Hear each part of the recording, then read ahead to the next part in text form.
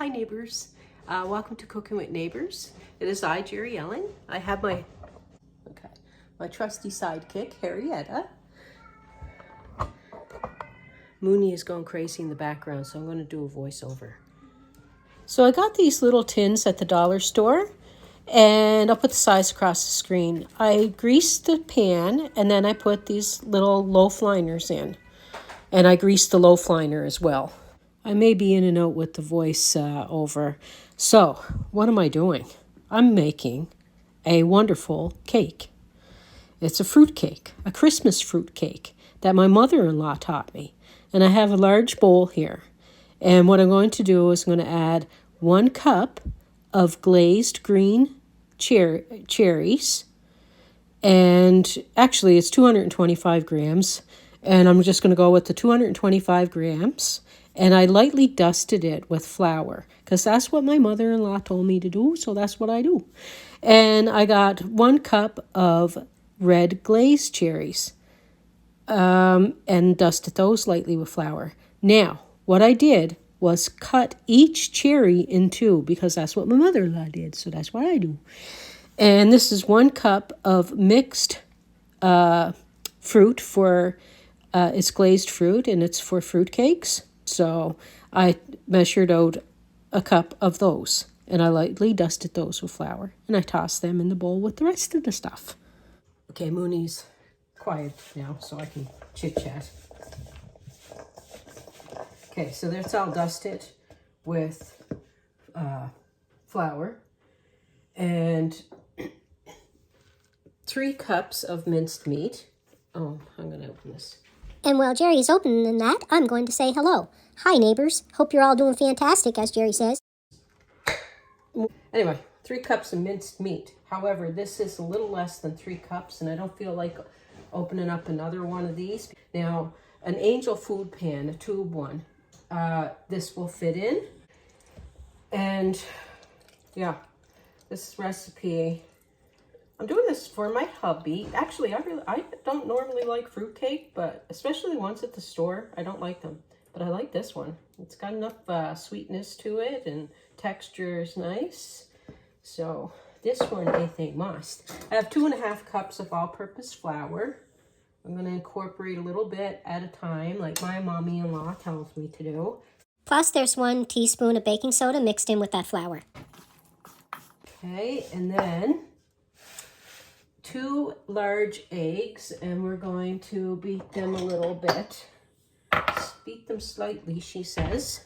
I have the video of us back home last November, and Helena made this, and I'll link that video. For those of you who haven't seen it, it's a nice video. It's my father-in-law, mother-in-law, and that, and it was nice to be home for a little bit. Anyway, now I'm going to add my 2 eggs. Mix that through. Bit more, I'm going to put a bit more flour. And a 300 milliliter thing of sweetened condensed milk. I love this stuff. I love sweetened condensed milk. Might be one of the reasons why I like this cake. A Christmas fruit cake. A very easy one to put together. I have to say it a couple of times so that the algorithm might hear me, the bots, and know that I'm making an easy Christmas fruit cake and recommend me, hopefully, because it is delicious. I like people to see it. Wash my hands. My oven is preheated to 300 degrees Fahrenheit. Now, if I'm doing this in the tube pan, it could take up to, depending on your oven, 2 hours. But I'm putting them in several little pans, so it may only take an hour, or a little over an hour, depending on the size of the pan that you're using. So check on it. If you're using small pans, check on it around the hour mark and do the toothpick test. See if it's ready. Excuse me. You grease the pan and then you grease your parchment paper. so that the parchment paper will stick to the pan easier so that you can grease it easier. Now, let's bring you over. So yeah, now the parchment paper sticks to the sides and the stuff.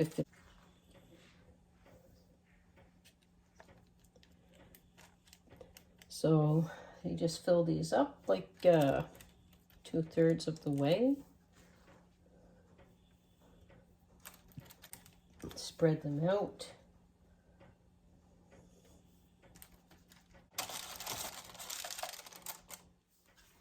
And tap these to get any air pockets out.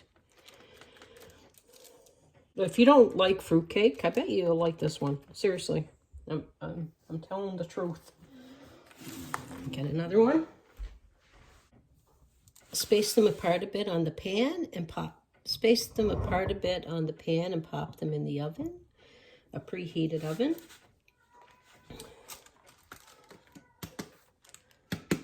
I'm just going to give them a little tap each. Oh, a little bit on there.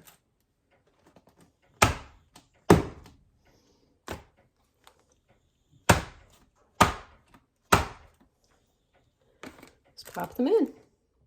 Marietta is like her daddy, fell asleep with the remote. Now, I'm not going to let this video go on without me saying how much I appreciate each and every one of you. You mean a lot to me, and I hope that you can feel the love that I have for you all through the screen, because honestly, like, you really make a difference in my life, and I hope that you can feel that when I'm doing the videos, that I care that you're here. And anyway, let's soak some of these. Okay, I did another batch, and this one is my hubby's.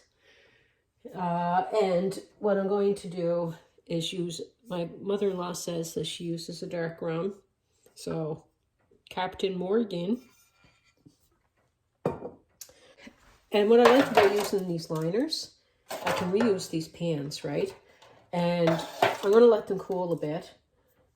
And then take the wrapper off, soak my cheesecloth, wrap them up and stuff. But if you want, stick around and I'll come back and wrap them.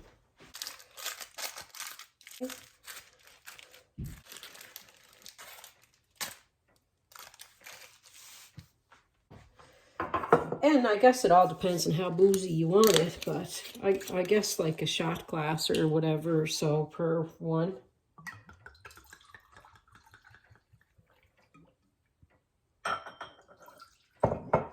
I'll show you doing my first one here. But this is what my mother-in-law did, so my hands are clean.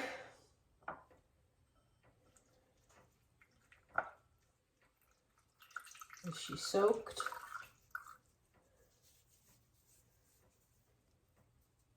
And then she wrapped.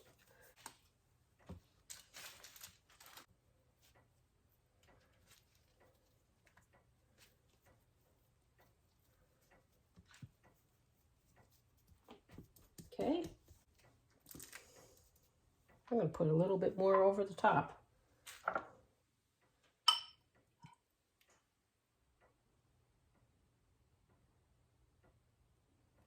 And then you store it in a cool, dark place.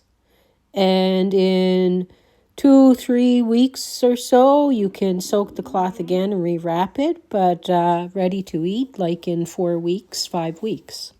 You might see me in my little Christmas t-shirt for a bit of videos, because today I'm going to be doing more baking and more videos, but I'm breaking them up so that they're not too lengthy for you all, and then you can pick and choose what recipes you want to see. Anyway, I love you all. I really do. And I mean that and I mean it when I say thank you for being here. Peace, love, God bless. Please come back again. Bye. Love you all.